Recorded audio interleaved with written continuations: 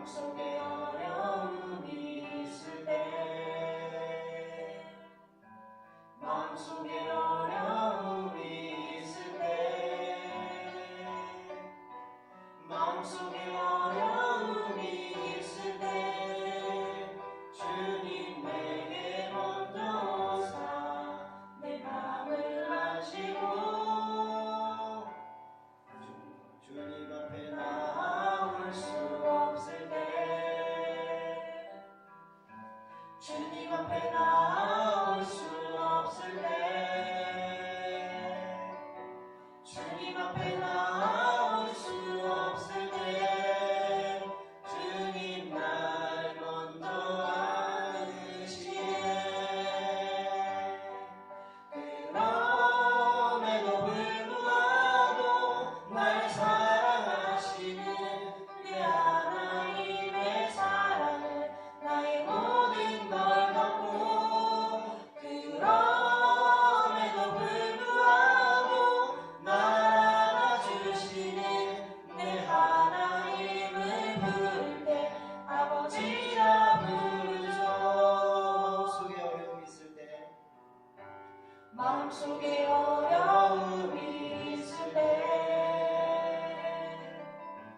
마음속에 어려움이 있을 때 마음속에 어려움이 있을 때 마음속에 어려움이 있을 때 주님 내게 먼저 오사 내 마음을 마시고 주님 앞에 나올 수 없을 때 주님 앞에 나올 수 없을 때 주님 앞에 나올 수 없을 때 주님 날 먼저 안으시네. 그럼에도 불구하고 날 사랑하시는 내 하나님의 사랑은 나의 모든 걸 덮고 그럼에도 불구하고 날 안아주시는 내 하나님을 부를 때 아버지라 부르죠. 그럼에도 불구하고 날 사랑하시는 내 하나님의 사랑은 나의 모든 걸 덮고 그럼에도 불구하고 날 안아주시는 내 하나님을 부를 때 아버지라 부르죠.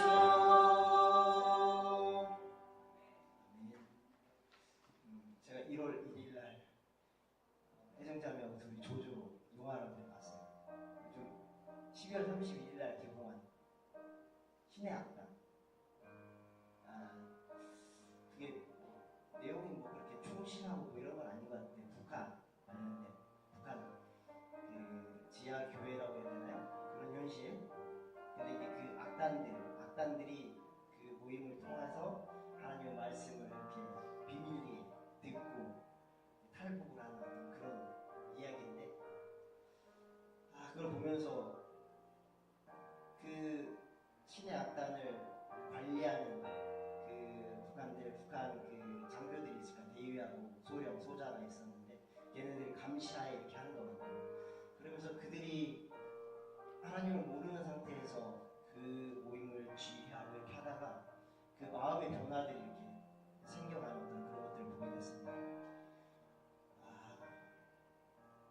나중에는 그들이 정말 하나님을 알게 되고 그 악단 단원들을 이렇게 탈북을 시키거든요. 대신 그들이 대신 죽습니다. 비밀리 이렇게 탈북을 시키면서 그들이 죽고, 그 가운데서 그 찬양 가운데서도 그 들으면서 너무나도 그냥 제가 그렇게 울어본 적이 없어요. 근데 나도 모르게 그 눈물이 주룩주룩 흐릅니다. 너나 할 거 없어요. 여기 앉아있는 그분들은 다 아마 크리스찬들인 것 같은데 그 앞에 한 10명 정도 앉아있는데 여기저기에서 그냥 주룩주룩 그냥 눈물이 자연스럽게 나와요. 그 건강하게 이렇게 신앙생활을 하고 있고 이렇게 우리가 성경을 읽고 있고 기도할 수 있고 이렇게 모임을 가질 수 있는 거 너무나도 감사한 일이잖아요. 우리는 그걸 다 누리고 있기 때문에 모르는 것뿐이고 그들은 목숨을 정말 바칠 각오를 하면서 그렇게 하는 거잖아요. 참 감사한 일이기도 하고 또 그런 공산국가들 그런 국가들이 하루속히 정말 그 자유함을 얻어야 되는 어떤 그런 것들을 생각하게 되면서 기회가 된다면 한번 보시고 내용이 그렇게 충실한 건 아니에요. 근데 그 안에 그 하나님에 대한 어떤 사랑 이런 것들이 많이 녹아있고 그들이 정말 믿지 않는 그들이 그 어떤 그 성경을 읽고 그 악단들과 함께 이렇게 해가면서 마음의 변화를 받고 자신의 주인인 하나님을 또 알아가는 어떤 그런 것들을 보게 되는데 시간 나시면 한번 보고 했으면 좋겠습니다. 아무튼 저는 굉장히 감동적이었다. 네. 마지막 찬양하고 목사님 나오시겠습니다.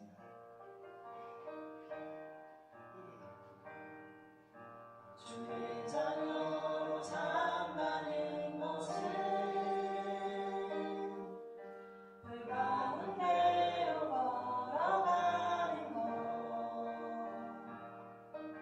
그 속에서 신실하게 나를 지키시는 그 손길을 경험하는 것, 내놓은 불 가운데 휩싸일 때도 폭풍 가운데 무너질 때도 주님 내 곁에 함께 하시네.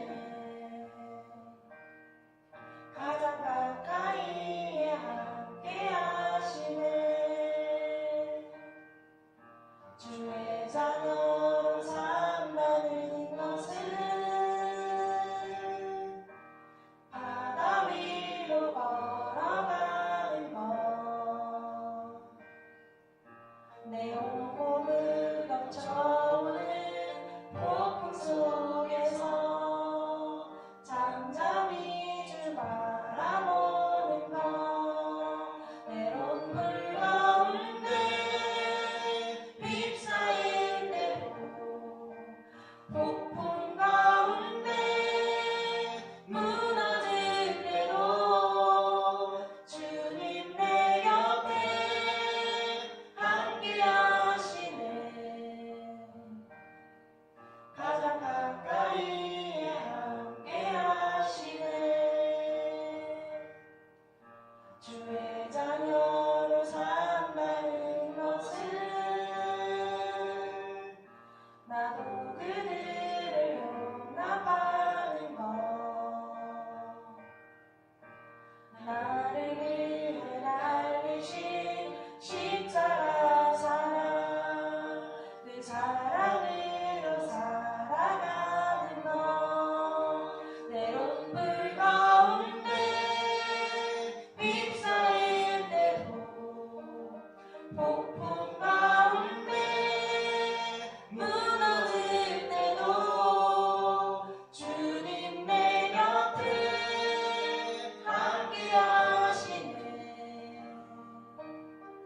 가장 가까이에 함께 하시네. 주의 자녀로 산다는 것은 주님과 함께 동행하는 것, 주께서 지신 십자가 기꺼이 지고 주와 함께 걸어가는 것, 내로운 불 가운데 휩싸일 때도 폭풍 가운데 무너질 때도 주님 내 곁에 함께 하시네. 가장 가까이에 함께 하시네. 아멘. 5장 10절로 12절까지 말씀을 보겠습니다. 구약성경 326쪽인데요. 5장 10절로 12절까지입니다.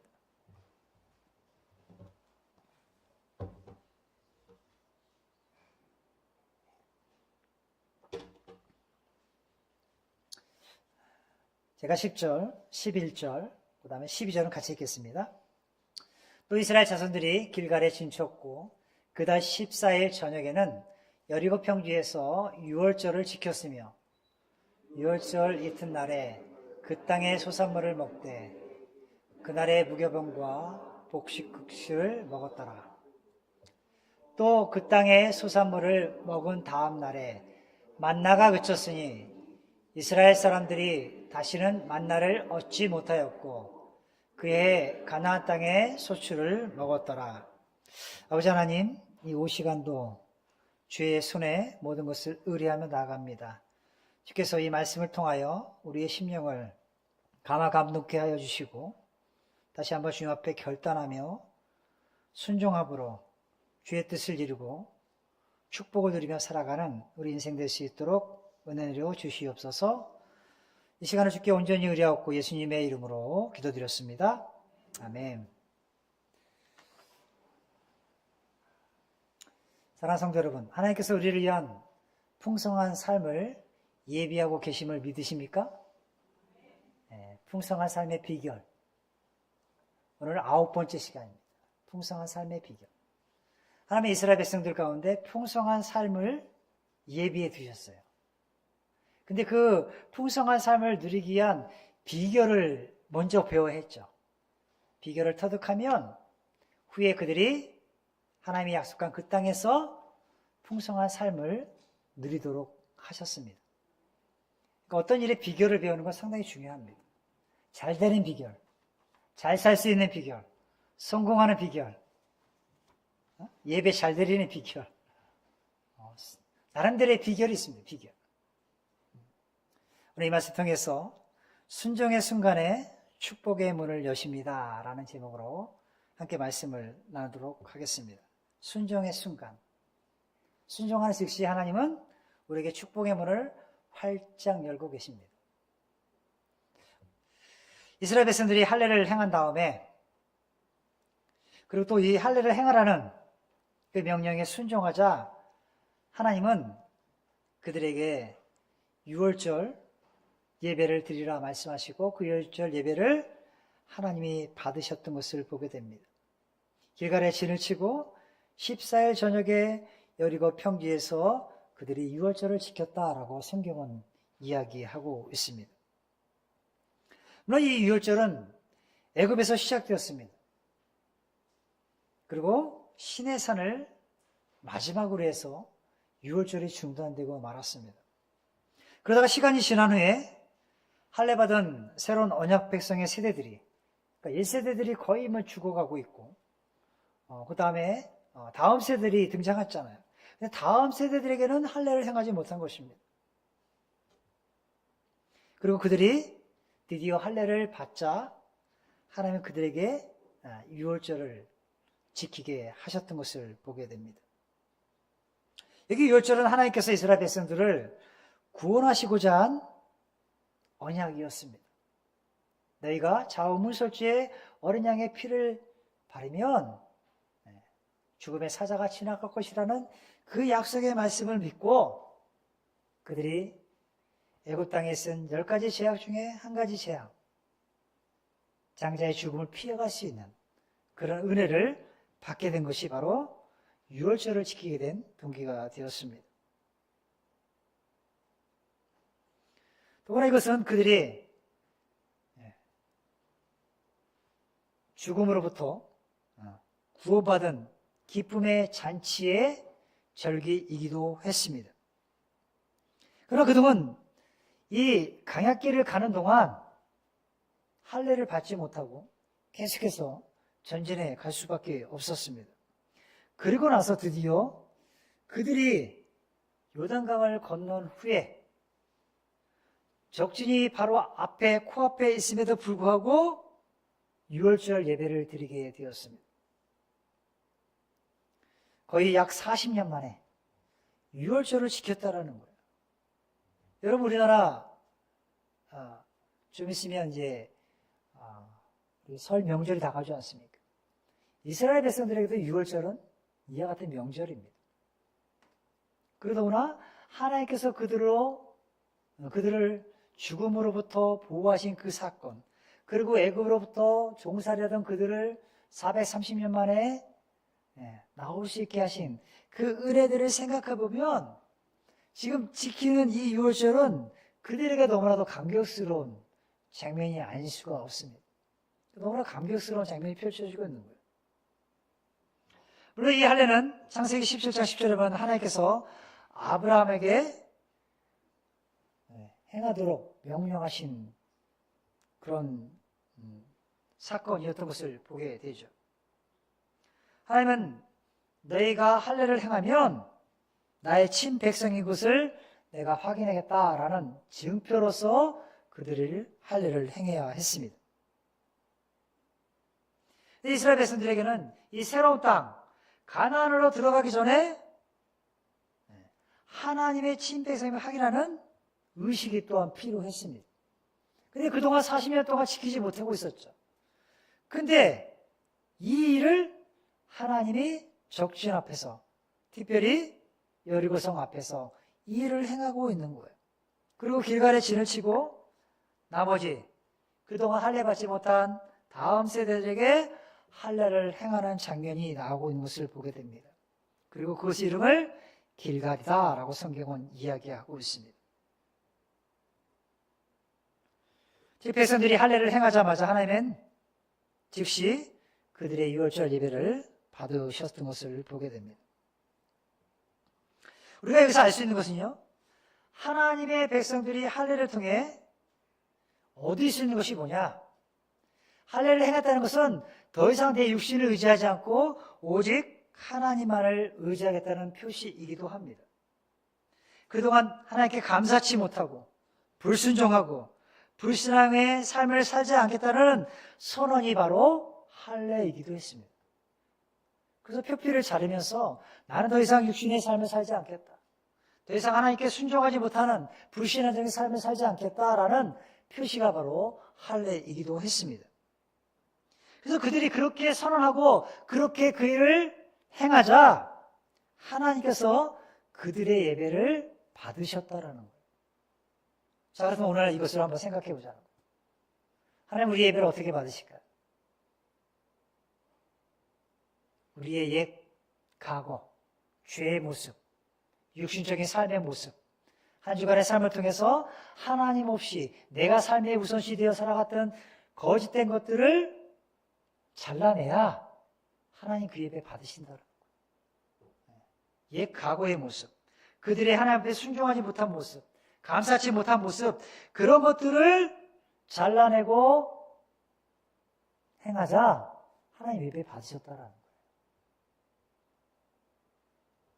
하나님께서 저들의 믿음의 순종을 기이 여기셨습니다. 이처럼 순종은 하나님과의 깨어진 관계가 다시 회복시키는 원동력이 된 것을 보게 됩니다. 순종이 그렇다는 거예요. 그래서 순종이 제사보다 낫다라고 성경은 말씀하고 있는 것입니다. 그럼 우리가 하나님께 불순종하고 그 하나님의 능력을 신뢰하지 못하면 참된 예배, 하나님의 참된 교제가 성사될 수가 없다는 거예요. 우리는 예배를 통해서 하나님을 만나기 원합니다. 예배를 통해서 하나님과 깊은 교제를 나누기 원합니다. 예배를 통해서 하나님께서 내게 주신 그 은혜들을 누리길 원하죠. 그렇다면 내 육신에 표피를 잘라내듯이 내 육신에 거짓된 것들, 그 모든 것들을 잘라내야 이것이 가능하다는 것입니다. 매주 드려지는 예배에서 은혜를 받지 못하고 우리의 심령이 번성하지 못하다면 우리 한번 생각해 봐야 합니다. 혹 내 자신이 하나님께서 약속하신 그 축복을 상실하지 않고 있었나? 하나님께서 우리를 향해서 풍성한 꼴을 준비하시고 우리 삶에 풍성한 삶을 약속해 주셨음에도 불구하고 그 비결을 찾지 못해서, 그 비결을 알지 못해서 누리지 못하는 어리석음을 혹 우리는 범하고 있지 않는가 생각해 보자라는 거예요. 성경을 읽어도 무감동이고 기도를 해도 힘이 없고 그러할 때 우리는 내 삶을 한번 비춰보아야 합니다. 내 삶의 크고 작은 하나님 앞에 불순종이 없는지를 우리는 성찰해 볼 필요가 있다는 거예요. 하나님은 언제든지 우리에게 축복을 나누고 교제를 돈독히 할 모든 만반의 준비를 하시고 우리들을 주목하며 바라보고 계십니다. 언제든 하나님이 약속만 잡으면 우리에게 우리를 만날 준비를 하고 계시다는 거예요. 그러기 위해서 우리들이 해야 할 일은 죄에서 떠나는 것입니다. 나의 정욕을 주님의 십자가 앞에 날마다 못 박는 그런 행위들을 우리가 해야 한다는 거예요. 그래서 우리 죄로부터 떠나야 합니다. 아니 우리는 떠나야 할 것입니다. 아니 새로운 한 해가 시작되면서 더 이상 내가 죄 가운데 놓여야 돼요. 하나님의 말씀에 불순종하며 어리석은 삶을 살지 않겠다라는 결단이 우리에게 필요한 것입니다. 그러하면 하나님과의 교제가 새롭게 시작됩니다. 롯이 아브라함을 떠나자 하나님 신이 아브라함을 찾아와 교제의 시간을 가지셨습니다. 그러자 창세기 13장 14절로 18절 보니까 아브라함이 하나님을 위하여 드디어 제단을 쌓았다라고 성경 기록하고 있습니다. 롯은 육신의 안목의 정욕에 의해서 자기가 보기에 좋은 땅을 향해서 갔습니다. 그러나 아브라함은 하나님이 약속한, 하나님이 보이신 그것에 순종하며 따르던 것을 보게 됩니다. 우리는 어떤 일이든 하나님의 말씀에 순종하는 자세가 늘 필요합니다. 우리가 잘 알고 있는 삼손, 그는 막강한 힘을 갖고 있었죠. 그러나 그가 그 힘을 다 잃었을 때 자신이 갖고 있는 그 힘조차 잃어버리고 말았습니다. 그러나 삼손, 그가 두 눈을 뽑히고 힘을 잃고 모든 것을 자포자기하고 있을 때 다시 한번 하나님께 순종할 수 있는 기회가 왔습니다. 그리고 그런 순종을 통해 다시 세상을 이길 힘을 얻게 되었습니다. 이처럼 우리가 육신의 힘을, 육신을 의지하지 않는 그 순간 우리는 영의 인도함을 받게 되어 있습니다.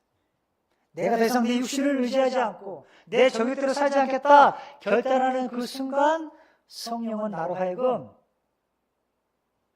영적인 삶을 살도록 인도해 가신다는 것입니다. 로마서 7장 5절에 우리가 육신에 있을 때에는 율법으로 말미암는 죄의 정욕이 우리 지체 중에 역사했다라고 합니다. 우리가 육신 가운데 살고 있을 때, 아니 하나님 없이 내 육신의 정욕대로 살고 있을 때는 죄의 정욕이 내 지체 중에 역사하고 있었다라고 성경이 얘기합니다. 그래야 얻어지는 결과가 뭐냐? 하반절에 보니까 우리로 사망을 위하여 열매를 맺게 할 뿐이다라고 했어요. 사망의 열매를 맺는다. 죽음의 열매를 맺는다. 아무런 결실이 없다라고 성경은 얘기하고 있는 것입니다. 그러나 성령 안에서 새 삶을 누리는 우리는 어떻게 살아가야 되냐? 로마서 8장 2절에 보니까 그리스도 예수 안에 있는 생명의 성령의 법이, 이 생명의 성령의 법이라는 것은 예수님을 통해서 생명을 주시는 성령의 능력을 입은 자들은 죄와 사망의 법에서 해방된 자다라고 성경은 얘기하고 있습니다. 죄와 사망에서 이미 해방된 우리들이 여지껏 육신의 종로를 타고 살고 있다라면 우리는 사망의 열매를 맺을 뿐입니다.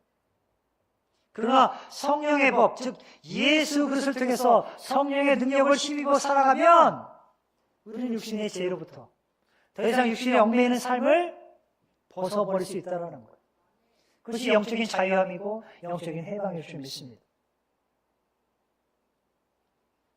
때문에 우리는 우리 삶 가운데 시와 찬미와 신령한 노래가 내 심령 가운데 항상 울려 퍼지도록 하나님의 말씀 가운데 순종을 하는 삶을 살아야 할 줄 믿습니다. 자, 여기를 보십시오. 이 유월절 예배가 지금 어디서 드려지고 있습니까?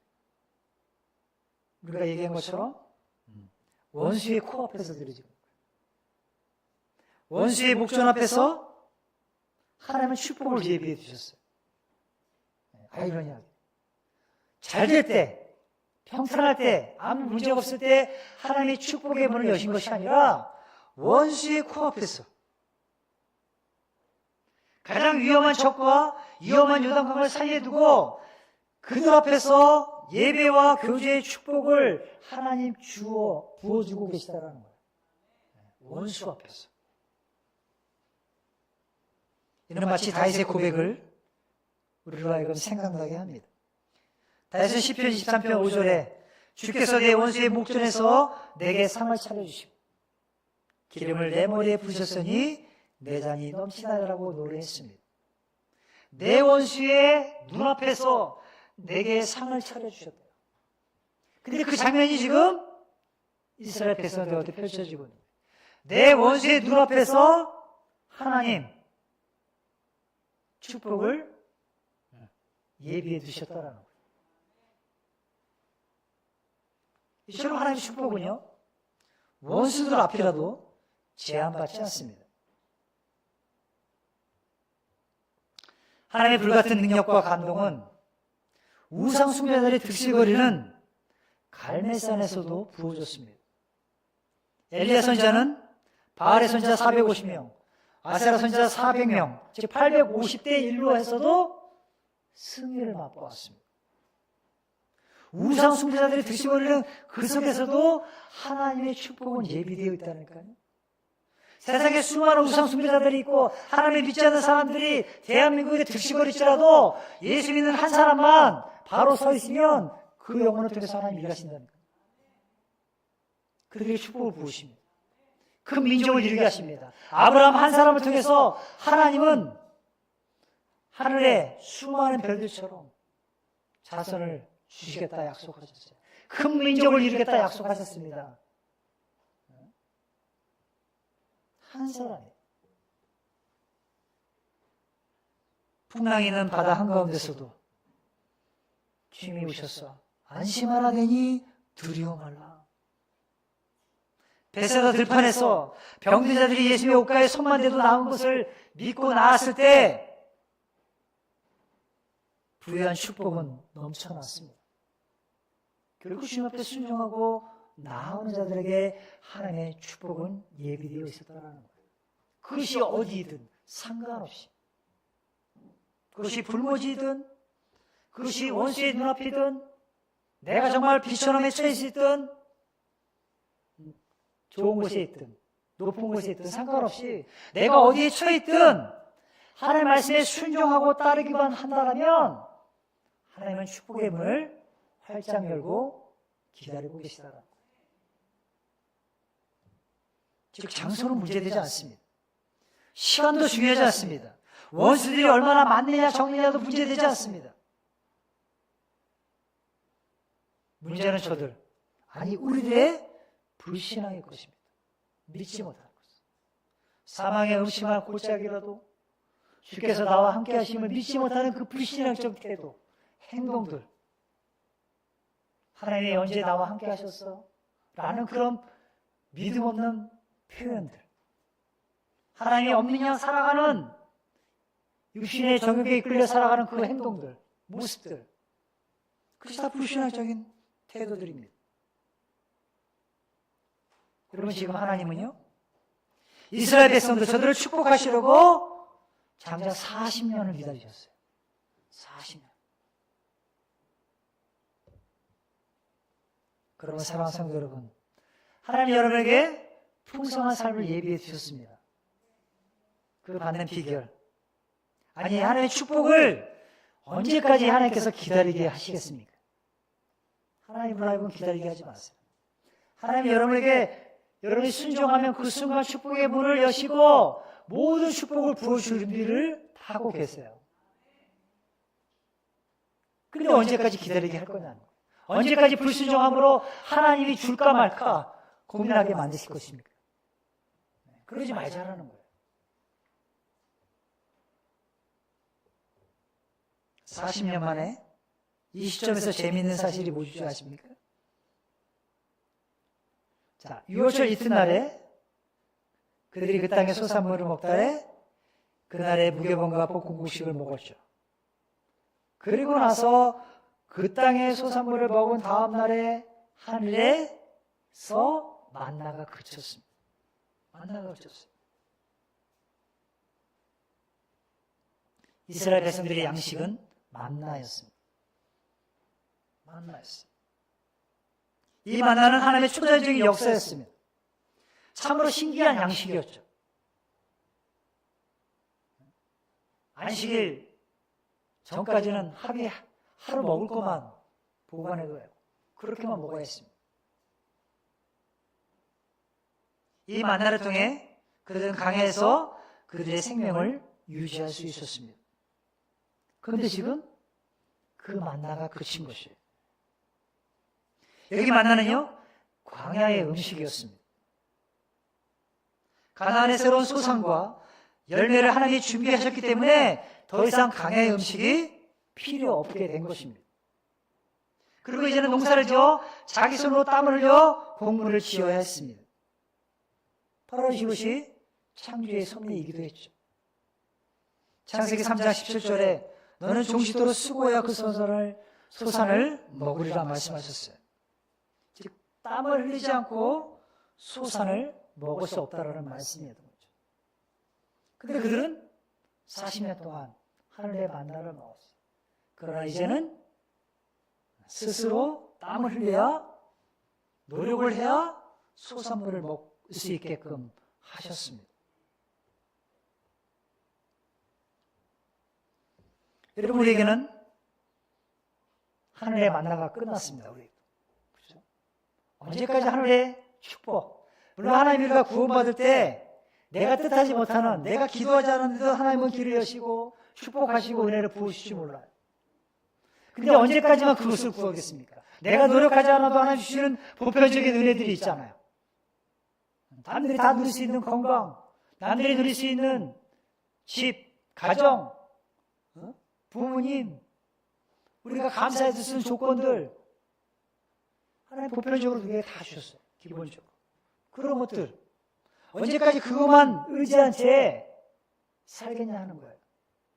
하나님 우리에게 더 큰 것들, 이 강의 만나를 그치고 새로운 소산물을 우리에게 허락하시기 위해서 그 땅에서 노력하고 힘써 애쓰고 나아가면 더 큰 축복을 예배하고 있음에도 불구하고 노력하지 아니하고 그저 내가 그저 가만히 있어도 하나님 주시는데, 내가 기도하지 않아도 하나님 내 기도 다 하시는데, 이런 생각으로 살면 참으로 어리석은 것이라 말씀하고 있는 것입니다. 그럼 우리 이제는 우리가 땀을 흘리며 수고하면서 자기가 먹을 양식을 거둘 때입니다. 그래서 우리는 내 삶에 최선을 다해야 합니다. 신앙생활도 마찬가지죠. 게을리해서는 안 되는 것입니다. 그리고 나의 육신적인 부분이 있다면 이것들을 제하여 버려야 합니다. 육적인 부분뿐만 아니라 영적으로도 마찬가지일 것입니다. 게으른 습관을, 그 게으름의 습관이 내 자신을 지배하고 있다면 이제는 가감히 벗어버려야 합니다. 그리고 부지런함으로 열심을 다해 주를 섬기며 모든 일에 최선을 다하여 죽도록 충성했던 바울처럼 죽기까지 충성스럽게 주의 일에 힘쓸 때 하나님 더 큰 축복을 우리에게 부어주신다는 것입니다.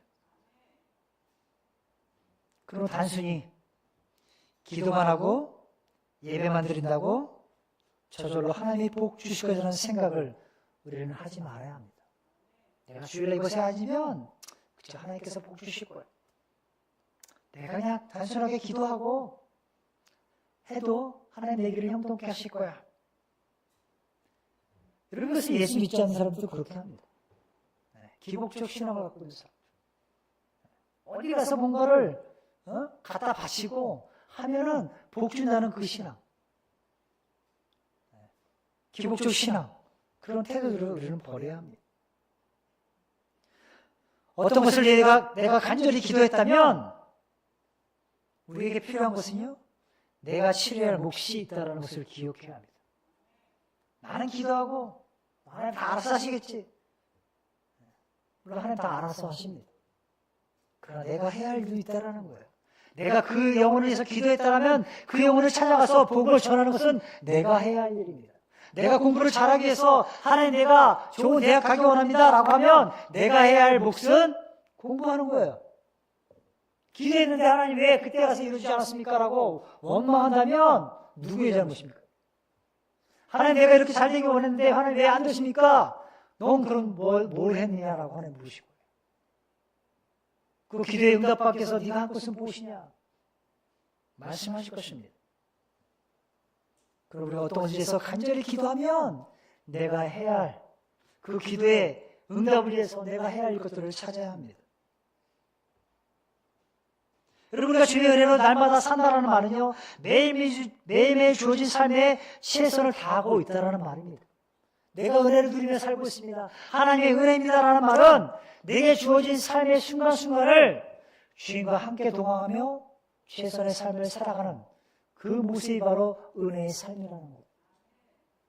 은혜는 그저 하늘에서 뚝 떨어지는, 물론 하나님의 은혜로 우리가 구원받았지만 매 순간 하나님의 축복을 누릴 수 있는 비결은 내게 주어진 삶에 최선을 다하는 것입니다. 그래서 시편 기자는 시편 126편 5절에 눈물을 흘리며 씨를 뿌리는 자가 기쁨으로 거둘 것이다 라고 말씀하고 있지 않습니까? 그러면 사랑하는 성도 여러분, 올 한해 여러분에게 맡겨진 그 일이 무엇인지 모르겠습니다. 교회에서도 맡겨진 일이 있을 것이고요, 직장 내에서도 또 여러분이 속해 있는 그 가정 속에서도 맡겨진 그 일들이 있을 거예요. 어떤 일은 주부로, 어떤 일은 남편으로서 밖에 나가서 열심히 돈을 벌어야 할 일도 있고, 또 교회에서 집사님으로, 아니면 교회에 또 나름대로 교사로, 각자 다 나름대로의 역할들이 있을 거예요. 그곳에서 최선을 다할 때 하나님 우리로 하여금 열매 맺게 하실 것입니다. 기쁨으로 거두게 하실 줄 믿습니다. 교회의 부흥에서 꿈꾸십니까? 그럼 기도하십시오. 기도한 다음에 멈추지 마십시오. 기도했다라면 기도한 대로 행하시기 바랍니다. 그래야 열매 맺히고 교회의 부흥의 역사를 이룰 수 있는 것입니다.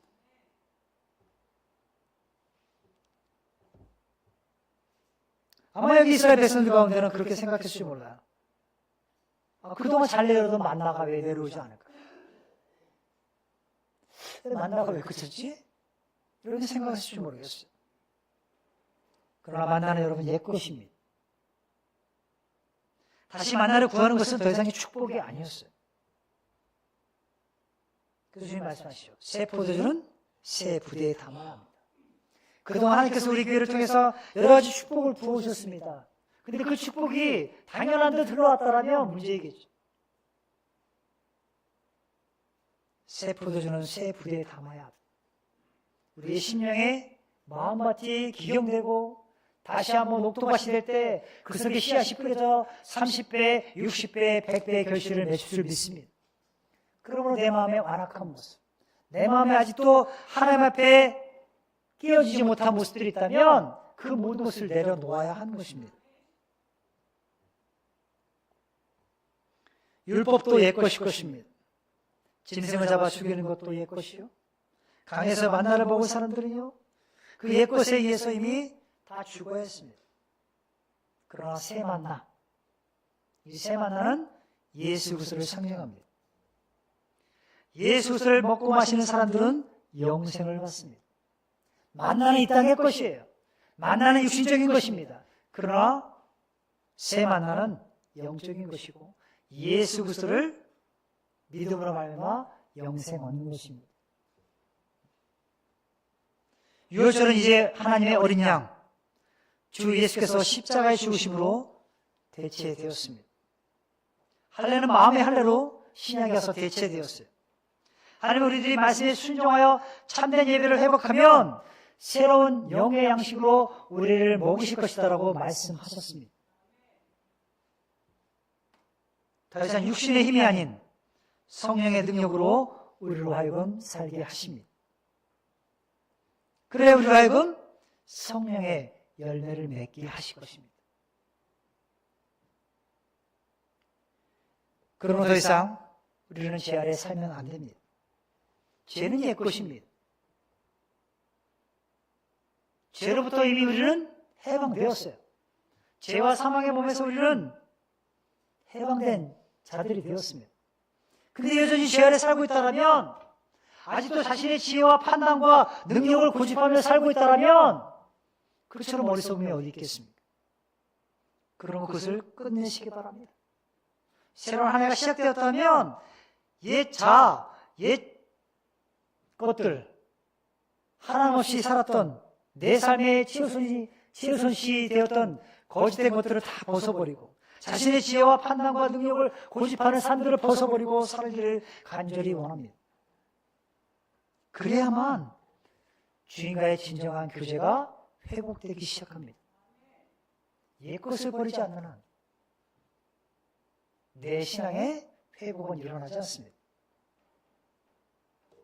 그러할 때 주인과 교제의 기쁨이 다시 회복되어지는 그날, 우리는 새로운 영의 양식으로 날마다 먹이시며 힘주실 하나의 놀라운 은혜를 맛보게 되는 것입니다. 순종의 순간, 하나님께서 우리에게 축복의 문을 활짝 열어놓으심을 잊지 마시고 날마다 주와 함께 동행함으로 영적인 기쁨을 누릴 수 있는 우리 귀한 성도들에게 간절히 원합니다. 이 시간 함께 기도하겠습니다.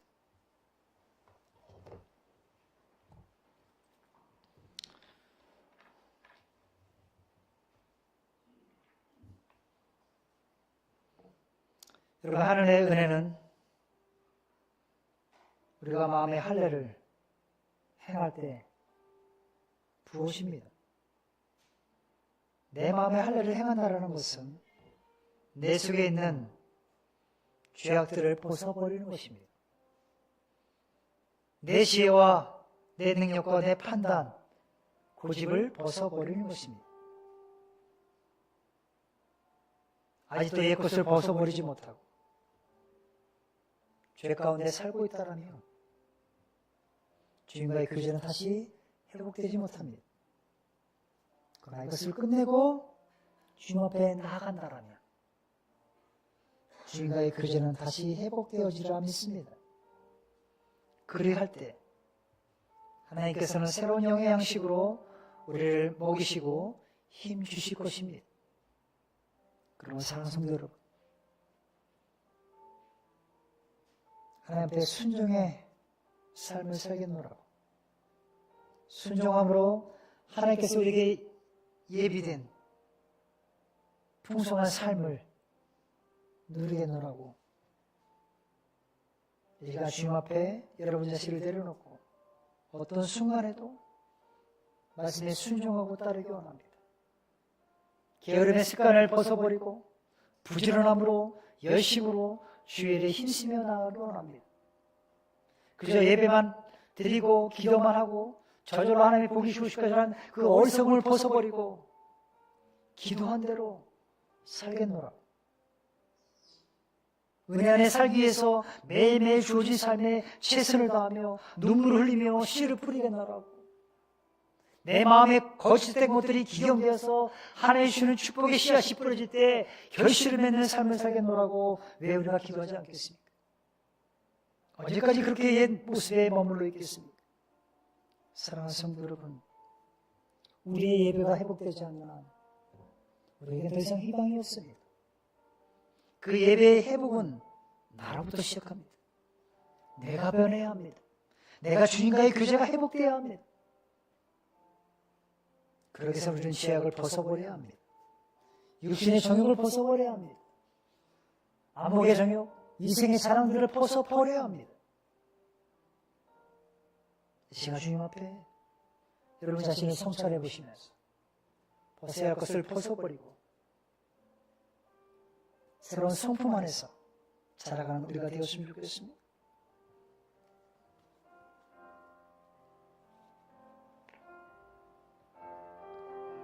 아버지 하나님, 이 시간 옛것에 의하여 사로잡힌 삶을 살았더라면 그것을 벗어버리고 새 성품 안에서 자라가기 원합니다.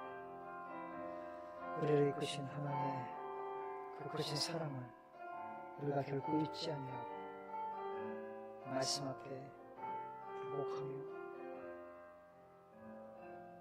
어떠한 순간에도 거짓과 타협하지 아니하고 옳은 일, 선한 일을 택하게 하시고 하나님의 기뻐하시는 주의 길을 걸어갈 수 있도록 저희를 이끌어 주시옵소서.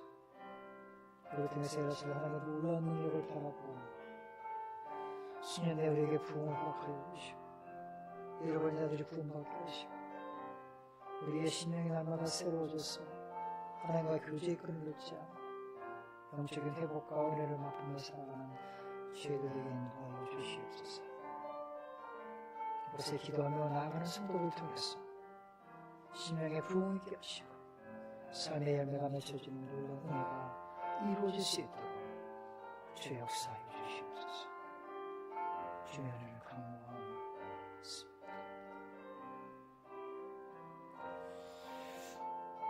아버지 하나님, 이 시간 주님 앞에 간절히 기도하기 원하는 것은 우리의 심령이 주의 말씀을 통해서 날로 새로워지기 원합니다. 그러기 위해서는 내 육신의 정욕을 주님의 십자가 앞에 날마다 못 박는 행위가 우리에게 필요합니다. 또 내 자신의 판단과 능력과 선택만을 의지하고 자신의 정욕대로 육신의 탐욕대로 살았더라면 우리의 거짓된 하나님을 기쁘게 하지 못하는 그러한 모든 죄악들을 용서하여 주시고 다시 한번 십자가의 능력으로 말미암아 변화된 삶을 통해서 주님과의 교제가 회복됨으로 말미암아 영적인 회복과 은혜와 축복을 누리며 살아가는 우리 귀한 성도 될 수 있도록 주여 인도하여 주시옵소서. 성령의 이끄신 바대로 매 순간 순종함으로 나아감으로 30배, 60배, 100배의 결실을 맺으며 살아가는 축복된 인생 살 수 있도록 풍성한 삶 속에서 주님 안에서 기뻐하고 감사하며 누리는 그 삶을 우리가 살아가도록 올 한 해를 축복하여 주시고 우리 성도들 한 해를 살아가면서 말씀이 육신되어 이 땅 가운데 오신 그 예수님의 말씀을 힘입어 살아가는 거룩한 주의 백성들 될 수 있도록 축복하여 주시옵소서. 한 주간의 삶도 주께 의뢰합니다. 그 삶을 통해서 하나님 영광 받아 주시옵고 특별히 내일부터 이어지는 말씀 사경회를 통해서 우리의 심령이 변화받고 다시 한번 큰 은혜를 받는 놀라운 역사의 시간들이 될 수 있도록 주여 인도하여 주시옵소서. 감사드렸고 이 모든 말씀 예수님의 이름으로 기도드렸습니다. 아멘.